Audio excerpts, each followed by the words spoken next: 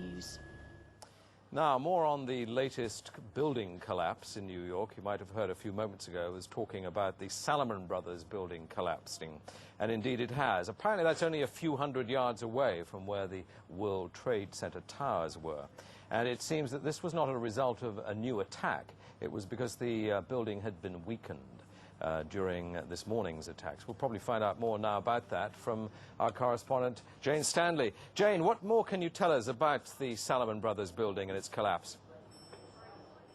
Well, only really what you already know. Details are very, very sketchy. There's almost a sense downtown in New York behind me, down by the World Trade Centers, of just an area completely closed off as the rescue workers try to do their job. But this isn't the first building that has suffered as a result. We know that part of the Marriott Hotel next to the World Trade Center also collapsed as a result of this huge amount of falling debris from 110 floors of the two twin towers of the World Trade Center.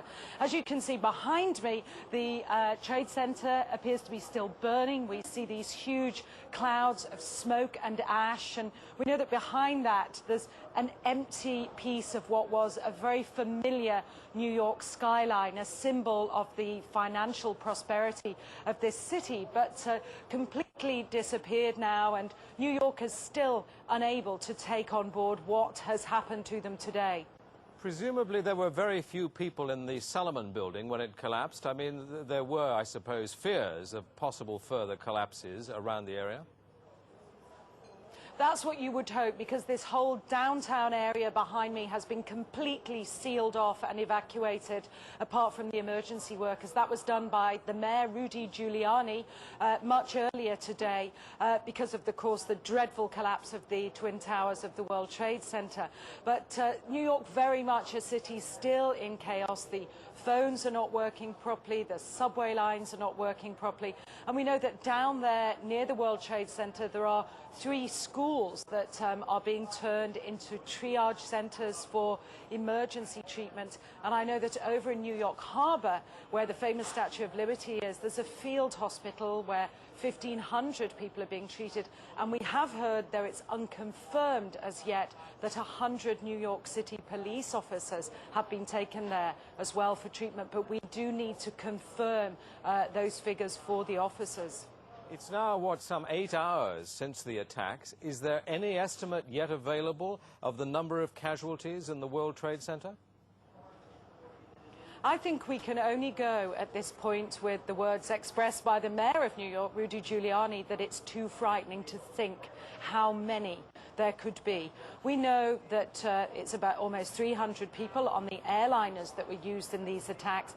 But you've got to remember, this was 9 o'clock in the morning on a Tuesday morning. It's busy in downtown Manhattan, in the financial district then. The World Trade Center itself has 50,000 workers. There are tens of thousands of tourists who go out there every day. The figures are almost too frightening to contemplate. You can understand why nobody yet wants to put a figure on them.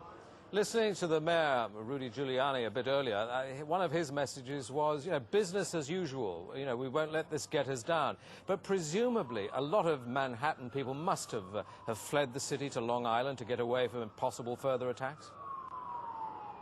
Well, a lot of people were certainly trying to, but you remember that very early on, all the bridges and tunnels to the city, as well as the airports, were closed. New York was sealed, essentially. Now, we do know that the Long Island Railroad has begun running again to get people out of the city if they can, and people who can't manage to get out and perhaps lived in that area, they're being offered accommodation in empty school buildings. But certainly I saw earlier on today huge crowds of people desperately trying to walk up upper Manhattan to get as far away as possible. I think nobody really knows how to go or where to go, and you have to remember, even now, I don't think people can sink in to people what's happened. We haven't for the past hour or so heard much from the people of Manhattan. You're with them there. I mean, what are they saying tonight after this catastrophic attack? As I said, many just cannot believe this has happened, and I've seen you know, big burly men and women with you know, tears in their eyes today, shaking their heads, wondering what on earth is going on. There was a sense of panic. Our reports from the scene were of people just absolutely horrified. And I've already seen some photographs of that a man took down in the downtown area, and it looks like the aftermath of a huge atom bomb or something, just full of debris and of like a white carpeting of snow from all the dust and rubbish that had fallen. I don't think people can comprehend. They certainly have lost any feeling of safety. There's still a great pride in the city. People are determined to fight back, but a great sense of shock and loss. People keep looking at the sky, for example, where you can see the plume of smoke and say, when that's gone, it won't be there anymore. Our Twin Towers won't be there. Such a symbol of New York. Are they talking yet about revenge and what the government should do to counter this threat, or are they numb still? I think people are still numb, and I don't think people are talking about revenge in that way at all yet. I think people are still too traumatized. We don't know how many people have been killed. We can't even put a figure. I think when you talk to people on they daren't even say how many people might have been killed and injured. And I think that feeling, until the idea of the devastation, people don't really know what to say or what to think. I think they feel the bubble of their security as being in America has definitely been popped. This city and this country will not be the same. But they don't really know where to turn. That's the very sad thing. I think there's going to be a lot of very, very traumatized people that has hit them very, very hard. Jane, I think many of us, when we heard the news, perhaps on the radio earlier today, were completely flabbergasted by it and just couldn't comprehend it. I mean, it almost sounded too far-fetched. I was wondering what it's felt like for you being in Manhattan.